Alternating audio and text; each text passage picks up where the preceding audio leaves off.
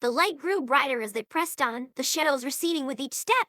The further they moved through the narrow pass, the more the land seemed to shift around them. The jagged cliffs on either side no longer seemed so imposing. Instead, they felt like guardians, watching over the trio as they ventured deeper into the unknown.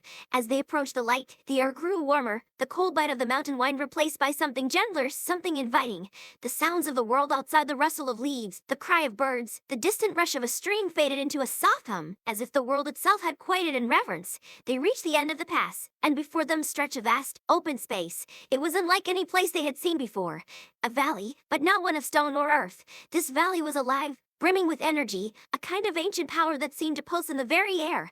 The ground beneath their feet was smooth and glimmering, like polished glass, stretching out in a wide circle. At the center of the valley stood a structure ancient, yes, but not ruined. It was a tower, or something that had once been a tower, its spires twisting upwards like the branches of a tree reaching for the sky.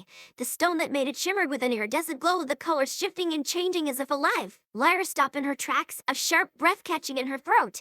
This was no ruin. This was something alive. Ashen, who had been walking just behind her, also stopped.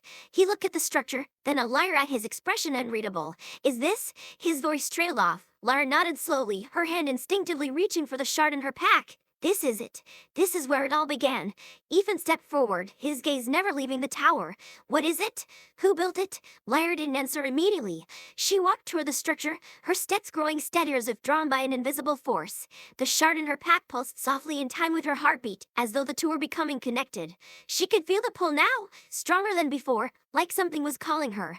When she reached the base of the tower, she hesitated for only a moment. The stone beneath her fingertips was warm, almost comforting, but there was something more, something hidden within it. She could feel it, the hum of ancient magic, the echoes of something long forgotten. Then she did what she had come here to do. She took the shard from her pack, holding it out toward the tower.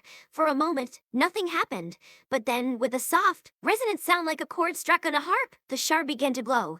A beam of light shot out from it, connecting to the tower. The stone beneath their feet trembled, and the air crackled with energy. Ethan stepped back, his hand on his knife once more, but there was no threat, just change. And then the voice came. It wasn't a voice in the traditional sense. It wasn't a sound that could be heard with the ears. It was a presence, a knowing that filled the space around them, filling their minds, their hearts, their very souls. You have come. Lyra closed her eyes, overwhelmed by the intensity of the feeling. Not just me, she thought. All of us. She felt Ashen and Ethan's presence beside her, their own connections to this place. You have come far. Farther than most. Lyra swallowed, the weight of the moment pressing down on her chest. We're looking for answers, for understanding. The voice was gentle, yet filled with a wisdom that seemed to stretch across time. Answers are only pieces of the whole. Understanding comes with creation. Lyra's mind raced, the words stirring something deep within her. Creation, you seek the end of the map. The voice continued. But there is no end, only beginnings. The map is not a record of what is, it is a canvas for what will be. The light from the shard flared brighter, and the tower seemed to respond, its spires beginning to shimmer more brightly, reaching higher into the sky. Ashen, who had been silent until now, spoke in a low voice. So we are the ones who write it. The voice echoed through the valley, resonating in their bones. Yes, you are not the first to come here, but you will be the ones to finish it. The map it has always been waiting for you to fill in its blank spaces. Lyra understood.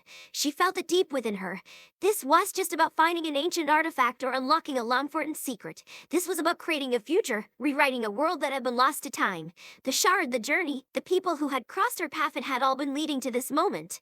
And as the light from the shard intensified, she knew the true meaning of the path they had walked. This was the end of a journey. It was the beginning of something far larger. They weren't just seekers. They were the creators, the weavers of a new story. Lyra stepped forward again, closer to the tower. And in that moment, as the world around them seemed to hold its breath, she understood what had been waiting for her beyond the edge of the map. The map was just of the world. It was of them, their choices, their actions, their stories. It would be what they made of it. They had come for answers, but what they had found was the power to shape the future. And as the light of the shard blazed brighter, Lyra smiled, a quiet sense of peace settling over her. The world was waiting.